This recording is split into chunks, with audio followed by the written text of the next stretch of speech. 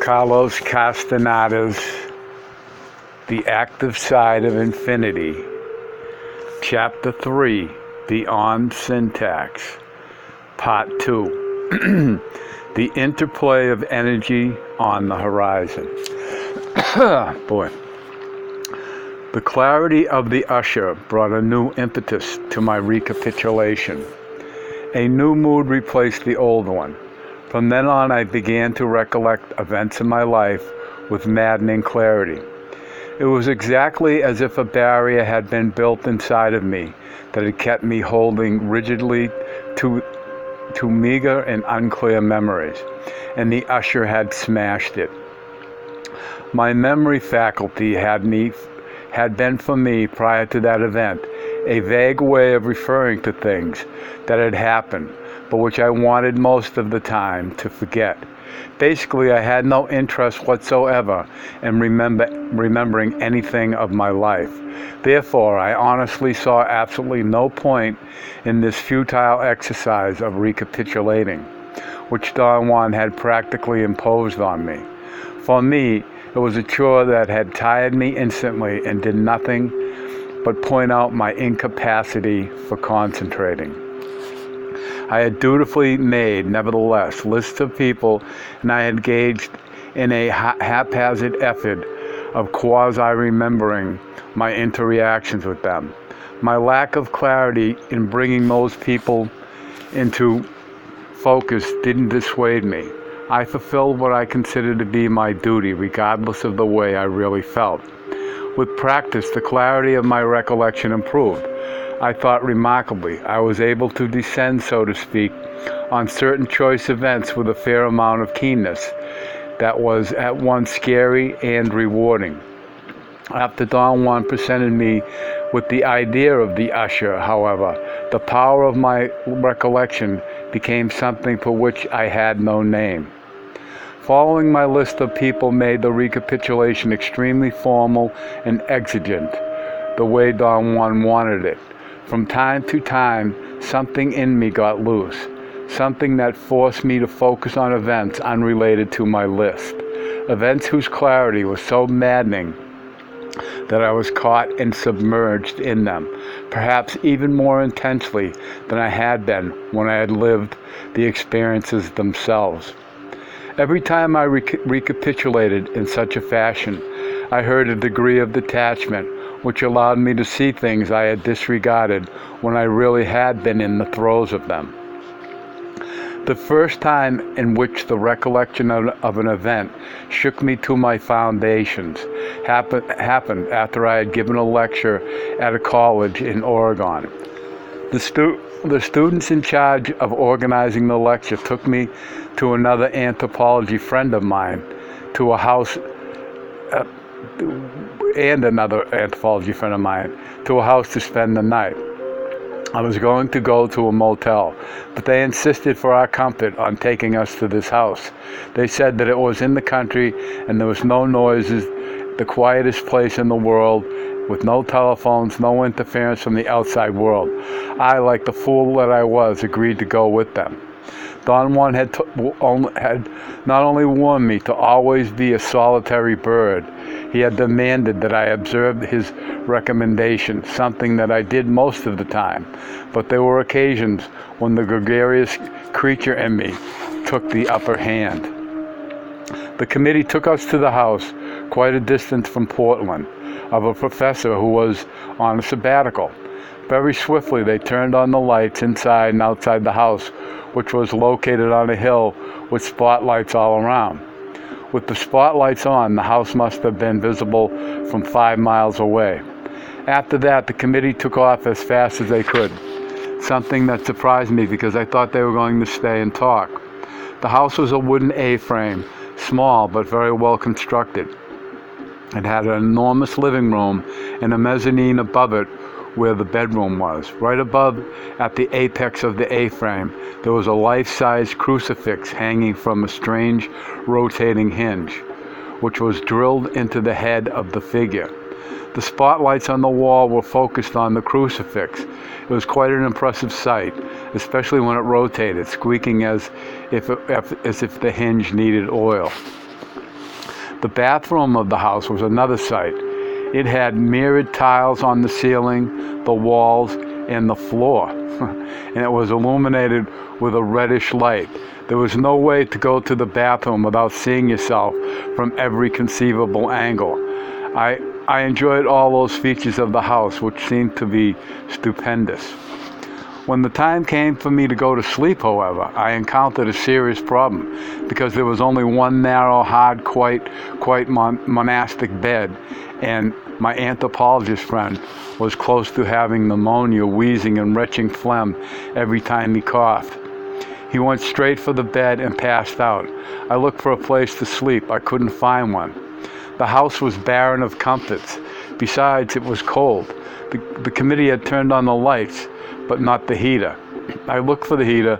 My search was fruitless, as was my search for the switch to the spotlights, or to any of the lights in the house for that matter. The switches were there on the walls, but they seemed to be overruled by the effect of some main switch. The lights were on, and I had no way to turn them off. The only place I could find to sleep was on a thin throw rug, and the only thing I found with which I could cover myself was a tanned hide of a giant French poodle. Obviously, it had been the pet of the house and had been preserved. It had the shiny black marble eyes with an open mouth with the tongue hanging out. I put the head of the poodle skin toward my knees. I still had to cover myself with the tanned rear end, which was on my neck. It was its preserved head was like a hard object between my knees, quite unsettling. If it had been dark, it would have been as bad. If it had been dark, it wouldn't have been as bad. I gathered a bundle of washcloths and used them as a pillow. I used as many as possible to cover the hide of the French poodle the best way I could. I couldn't sleep all night. It was then, as I lay there cursing myself silently for being so stupid and not following Don Juan's recommendation, that I had the first maddening clear recollection of my entire life. I had recollected the event that Don Juan had called the usher with the equal clarity, but my tendency had always been to half disregard what happened to me when I was with Don Juan, on the basis that in his presence anything was possible. This time, however, I was alone. Years before I met Don Juan, I had worked painting signs on buildings. My boss's name was Luigi Palma. One day, Luigi got a contract to paint a sign advertising the sale and rental of bridal gowns and tuxedos on the back wall of an old building. The owner of the store in the building wanted to catch the eye of possible customers with a large display. Luigi was going to paint the bride and groom, and I was going to do the lettering. We went to the flat roof of the building and set up a scaffold. I was quite apprehensive, although I had no overt reason to be so. I had painted dozens of signs on high buildings. Luigi thought that I was beginning to be afraid of heights, but that my fear was going to pass. When the time came to start working, he lowered the scaffold a few feet from the roof and jumped onto its flat boards. He went to one side while I stood on the other in order to be totally out of his way. He was the artist. Luigi began to show off. His painting movements were so erratic and agitated that the scaffold moved back and forth. I became dizzy. I wanted to go back to the flat roof using the pretext that I needed more paint and other painter's paraphernalia. I grabbed the edge of the wall that fringed the flat roof and tried to hoist myself up, but the tips of my feet got stuck in the boards of the scaffold. I tried to pull my feet and the scaffold toward the wall. The harder I pulled, the farther away I pushed the scaffold from the wall. Instead of helping me untangle my feet, Luigi sat down and braced himself with the cords that attached the scaffold to the flat roof. He crossed himself and looked at me in horror. From his sitting position, he knelt, weeping quietly as he recited the Lord's Prayer. I held on to the edge of the wall for dear life. What gave me the desperate strength to endure was the certainty that if I was in control, I could keep the scaffold from moving farther and farther away. I wasn't going to lose my grip and fall 13 floors to my death.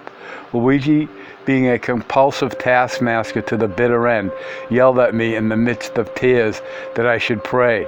He swore that both of us were going to fall to our deaths, and that the least we could do was to pray for the salvation of our souls. For a moment I deliberated whether it was functional to pray. I opted to yell for help. People in the building must have heard my yelling and sent for the firemen. I sincerely thought that it had taken only 2 or 3 seconds after I began to yell for the firemen to come onto the roof and grab Luigi and me and secure the scaffolding. In reality, I had hung on to the side of the building for at least 20 minutes. When the firemen finally pulled me onto the roof, I had lost any vestige of control.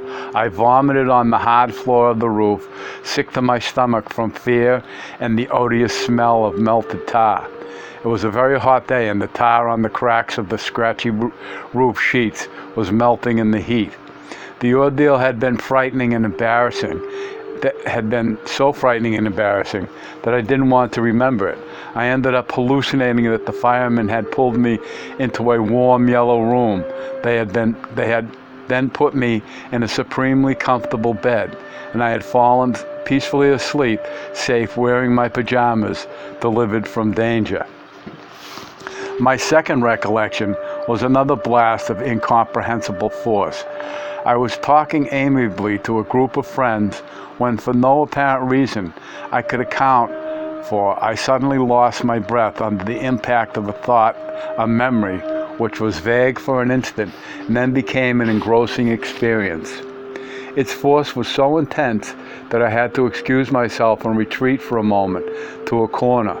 My friends seemed to understand my reaction. They disbanded without any comments. What I was remembering was an incident that had taken place in my last year of high school. My best friend and I used to walk to school passing a big mansion with a black wrought iron fence at least 7 feet high and ending in pointed spikes. Behind the fence was an extensive, well-kept green lawn and a huge, ferocious German Shepherd dog. Every day we used to tease the dog and let him charge at us. He stopped physically at the wrought iron fence, but his rage seemed to cross over to us. My friend delighted in engaging the dog every day in a contest of mind over matter.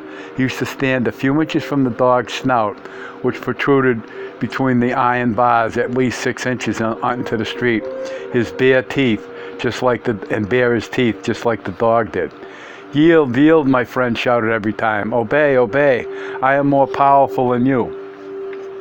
His daily displays of mental power, which lasted at least 5 minutes, never affected the dog, outside of leaving him more furious than ever. My friend assured me daily, as part of his ritual, that the dog was either going to obey him or die in front of us of heart failure brought on by his rage. His conviction was so intense that I believed that the dog was going to drop dead any day. One morning when we came around, the dog wasn't there. We waited for a moment, but he didn't show up.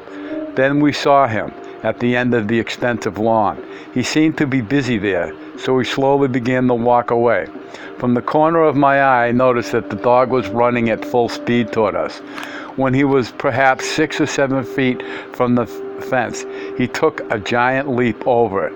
I was sure that he was going to rip his belly on the spikes. He barely cleared them and fell onto the street like a sack of potatoes. I thought for a moment that he was dead, but he was only stunned. Suddenly he got up, and instead of chasing after the one who had brought about his rage, he ran after me. I jumped onto a roof of a car, but the car was nothing for the dog. He took a leap and was nearly on top of me. I scrambled down and climbed for the first tree that was within my reach, a flimsy little tree that could barely support my weight. I was sure that it would snap in the middle, sending me right into the dog's jaws to be mauled to death. In the tree, I was nearly out of his reach, but the dog jumped again and snapped his teeth, catching me by the seat of my pants and ripping them. His teeth actually nicked my buttocks.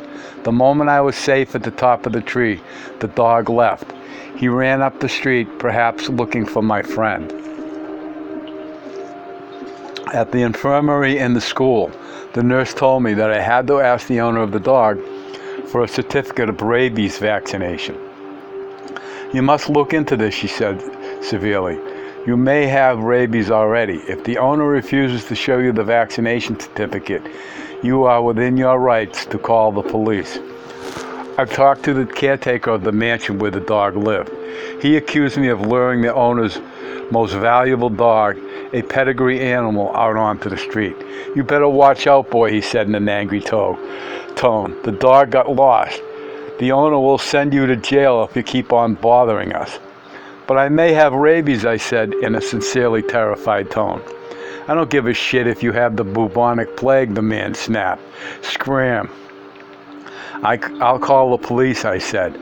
Call whoever you like, he retorted. You call the police, we'll turn them against you. In this house, we have enough clout to do that. I believed him.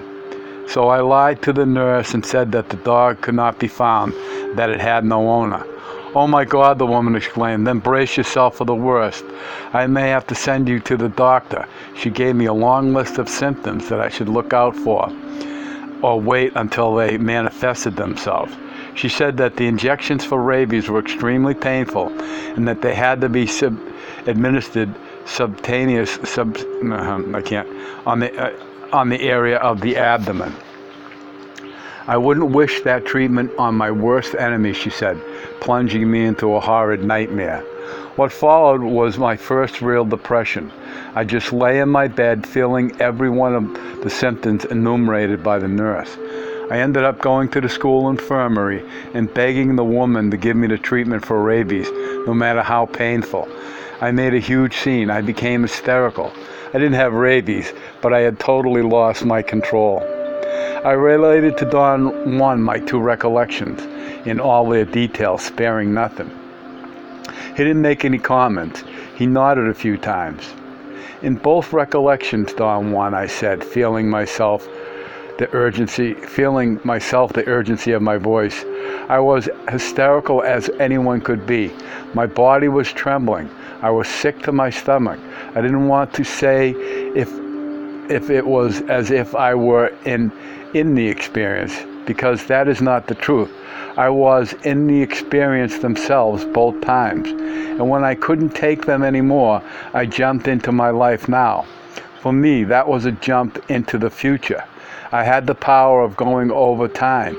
My jump into the past was not abrupt. The event developed slowly, as memories do. It was at the end that I did jump abruptly into the future, my now life. Something in you has begun to collapse for sure, he finally said. It has been collapsing all along, but it repaired itself very quickly every time its supports failed. My feeling is that it is now collapsing totally. After another long silence, Don Juan explained that the sorcerers of ancient Mexico believed that, as he had told me already, we had two minds, and only one of them was truly ours.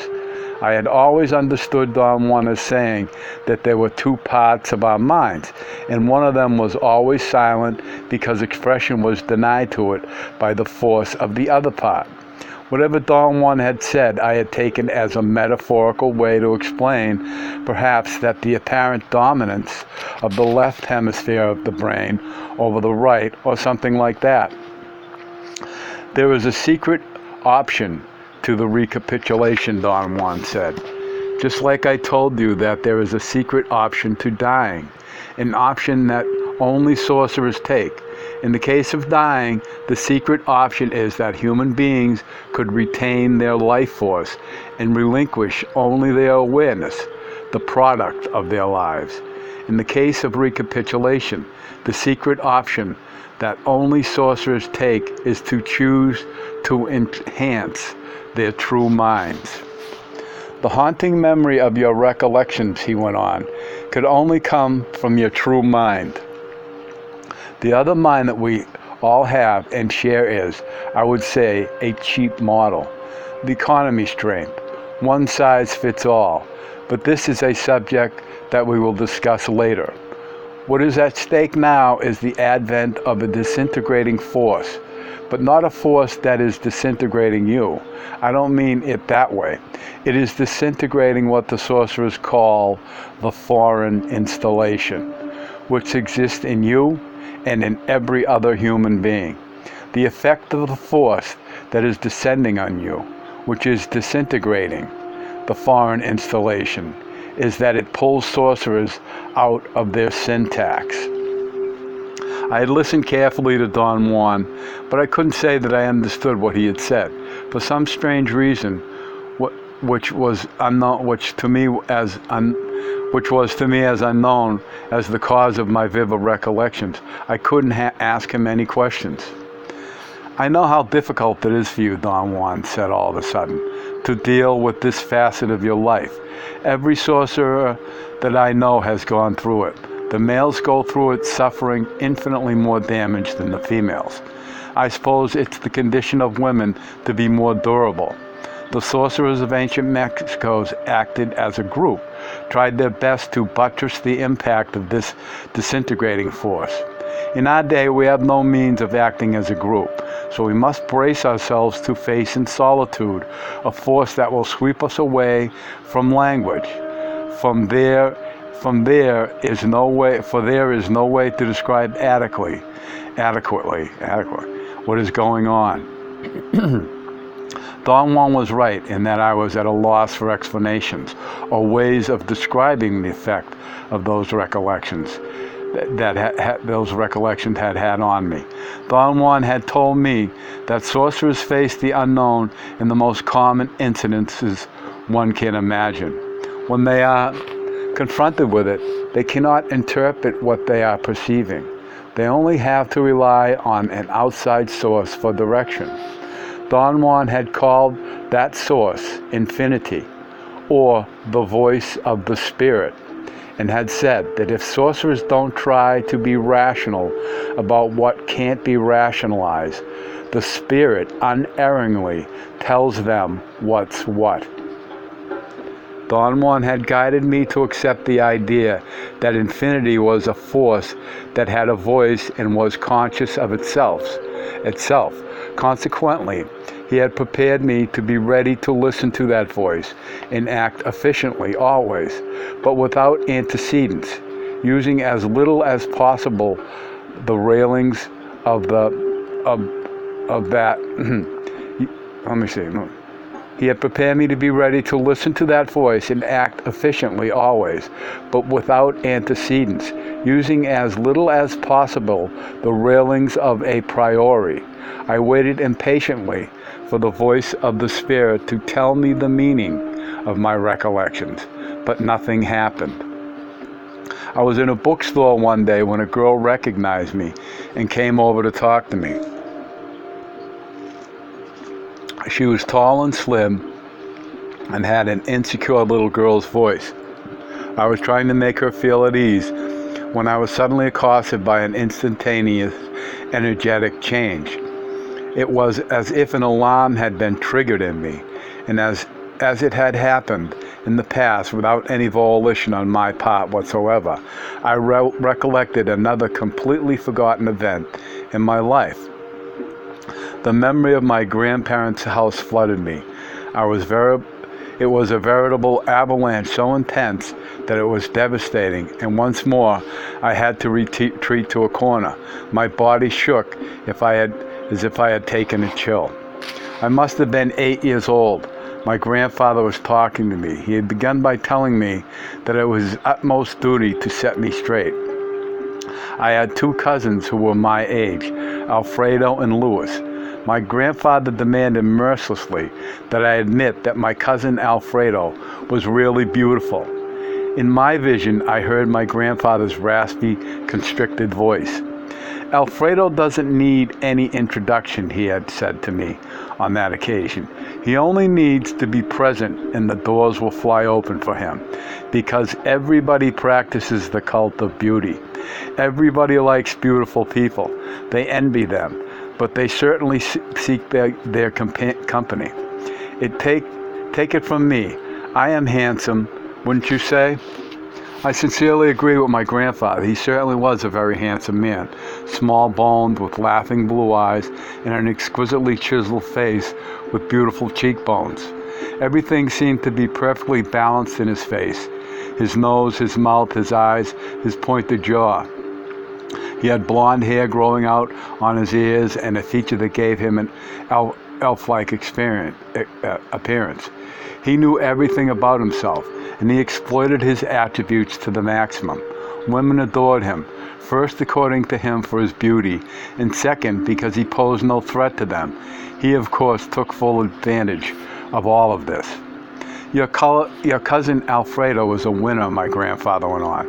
He will never have to crash a party because he'll be the first one on the list of guests. Have you noticed how people stop in the street to look at him? How they want to touch him? He's so beautiful that I'm afraid he's going to turn out to be an asshole. But that's a different story. Let's say that he'll be the most welcome asshole you have ever met. My grandfather compared my cousin Louis with Alfredo. He said that Louis was homely and a little bit stupid, but he had a heart of gold, and that he brought me into the picture. If we are going to proceed with our explanations, he continued, you have to admit in sincerity that Alfredo is beautiful and Louis is good. Now let's take you. You are neither handsome nor good. You are a veritable son of a bitch. Nobody's going to invite you to a party. You'll have to get used to the idea that you want to be at a party. You will have to crash it. Doors will never open for you the way they will open for Alfredo for being beautiful and for Louis for being good. So you will have to get in through the window. His analysis of his 3 grandsons was so accurate that he made me weep with the finality of what he had said. The more I wept, the happier he became. He finished his case with the most deleterious admonition. There's no need to feel bad, he said, because there's nothing more exciting than getting in through the window. To do that, you have to be clever and on your toes. You have to watch everything and be prepared for endless humiliations. If you have to go through the window, he went on, it's because you're definitely not on the list of guests. Therefore, your presence is not welcome at all. So you have to work your butt off to stay. The only way I know is by possessing everybody. Scream, demand, advise, make them feel that you are in charge. How could they throw you out if you were in charge? Remembering this scene caused me a profound upheaval in me.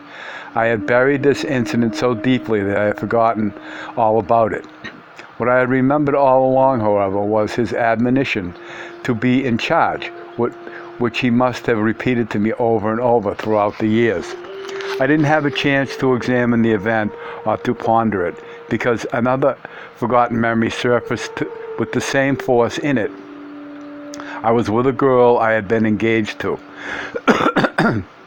At that time, both of us were saving money to be married and have a house of our own. I heard myself demanding that we have a joint checking account. I wouldn't have it any other way. I felt an imperative need to lecture her on frugality.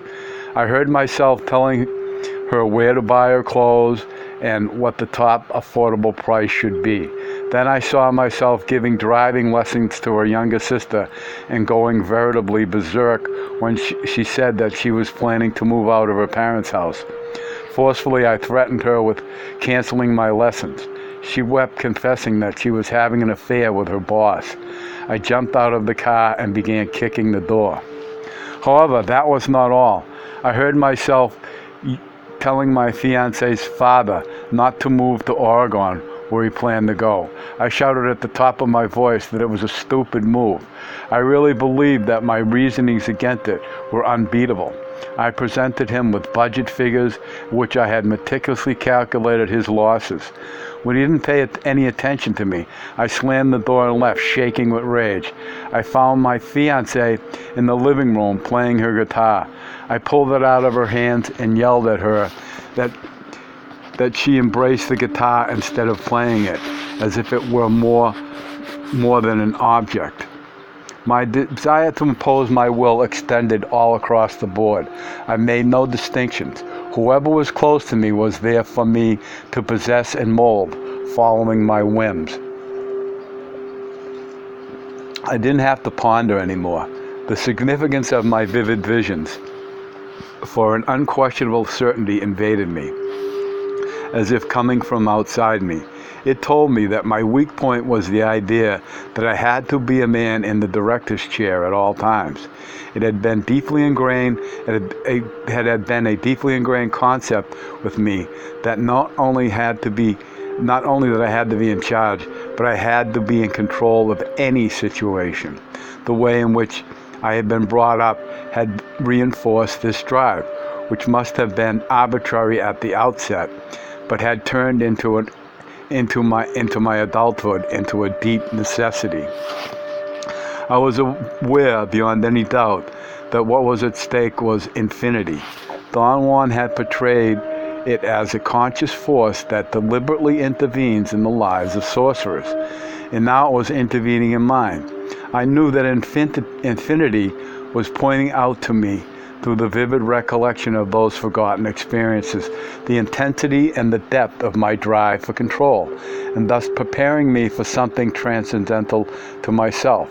I knew with frightening certainty that something was going to bar any possibility of my being in control, and that I needed more than anything else sobriety, fluidity, and the abandon in order to face the things that I felt were coming to me. Naturally, I told all this to Don Juan, elaborating to my heart's content on my speculations and inspirational insights about the possible significance of my recollections. Don Juan laughed good-heartedly. All this is psychological exaggeration on your part, wishful thinking, he said. You are, as usual, seeking explanations with linear cause and effect. Each of your recollections become more and more vivid, more and more maddening to you, because, as I told you already, you have entered into an irreversible process. Your true mind is emerging, waking up from a state of lifelong lethargy. Infinity is claiming you, he continued. Whatever means it uses to point that out to you cannot have any other reason, any other cause, any other value than that. What you should do, however, is to be prepared for the onslaught of infinity. You must be in a state of continuously bracing yourself for a blow of tremendous magnitude. That is the sane, sober way in which sorcerers face infinity. Don Juan's words left me with a bad taste in my mouth. I actually sensed the assault coming on me and feared it, since I had spent my entire life hiding behind some superfluous activity. I had immersed myself in work. I gave lectures and classes taught by my friends in different schools in Southern California. I wrote copiously. I could say without exaggeration that I threw dozens of manuscripts into the garbage because they didn't fulfill an indispensable requirement that Don Juan had described to me as the mark of something that is acceptable by infinity. He had said that everything I did had to be an act of sorcery, an act free from encroaching expectations, fears of failure, hopes of success, free from the cult of me. Everything I did had to be impromptu, a work of magic where I freely opened myself up to the impulses of the infinite. One night I was sitting at my desk preparing myself for my daily activity of writing. I felt a moment of grogginess. I thought that I was feeling dizzy because I had gotten up too quickly from my mat where I had been doing my exercises. My vision blurred. I saw yellow spots in front of my eyes and I thought I was going to faint. The fainting spell got worse. There was an enormous red spot in front of me. I began to breathe deeply, trying to quiet whatever agitation was causing this visual distortion. I became extraordinarily silent to the point where I noticed that I was surrounded by an impenetrable darkness. The thought crossed my mind that I had fainted. However, I could feel the chair, my desk. I could feel everything around me from inside the darkness that had surrounded me. Don Juan had said that the sorcerers of his lineage had considered that one of the most coveted results of inner silence was a specific interplay of energy, which is always heralded by a strong emotion. He felt that my recollections were the means to agitate me to the extreme, where I could experience this interplay. Such an interplay manifested itself in terms of hues, which were projected on any horizon in the world of everyday life. To be it a mountain, the sky, a wall, or simply the palms of the hands. He had explained that this interplay of hues begins with the appearance of a tenuous brushstroke of lavender on the horizon. In time, this lavender brushstroke starts to expand until it covers the visible horizon, like advancing storm clouds. He assured me that a dot of a peculiar rich pomegranate red shows up as it bursts from the lavender clouds. He stated that as sorcerers become more disciplined and experienced, the dot of pomegranate expands and finally explodes into thoughts or visions, or in the case of a literate man, into written words. Sorcerers either see visions engendered by the energy, hear thoughts being voices as words, or read written words. That night at my desk, I didn't see any lavender brushstrokes, nor did I see any advancing clouds. I was sure that I didn't have the discipline that sorcerers required for such an interplay of energy. But I had an enormous dot of pomegranate red in front of me. This enormous dot, without any preliminaries, exploded into disassociated words that I read as if they were on a sheet of paper coming out of a typewriter. The words moved at such tremendous speed in front of me that it was impossible to read anything. Then I heard a voice describing something to me. Again, the speed of the voice was wrong for my ears. The words were garbled and making it impossible to hear anything that would make sense. As if that weren't enough, I began to see liverish scenes that one sees in dreams after a heavy meal. They were baroque, dark, ominous. I began to twirl. I did so until I got sick to my stomach. The whole event ended there. I felt the effect of whatever had happened to me in every muscle of my body. I was exhausted. There was a violent intervention that made me angry and frustrated. I rushed to Don Juan's house to tell him about this happening. I sensed that I needed his help more than ever. There is nothing gentle about sorcerers or sorcery, Don Juan commented after he heard my story. This was the first time that Infiity descended on you in such a fashion. It was like a blitz. It was a total takeover of your faculties. Insofar as the speed of your vision is concerned, you yourself will have to learn to adjust it. For some sorcerers, that's the job of a lifetime. But from now on, energy will appear to you as if it were projected onto a movie screen. Whether or not you understand the projection, he went on, is another matter. In order to make an accurate interpretation, you need experience. My recommendation is that you shouldn't be bashful. You should begin now, not to know. Read energy on the wall. Your true mind is emerging, and it has nothing to do with the mind that is a foreign installation. Let your true mind adjust to the speed. Be silent and don't fret, no matter what happens. But Don Juan, is all this possible? Can one actually read energy as if it were a text? I asked, overwhelmed by the idea. Of course it's possible, he retorted. In your case, it's not only possible, it's happening to you. But why read it as if it were a text? I insisted. But it was a rhetorical insistence. It's an affectation on your part, he said. If you read the text, you could repeat it verbatim.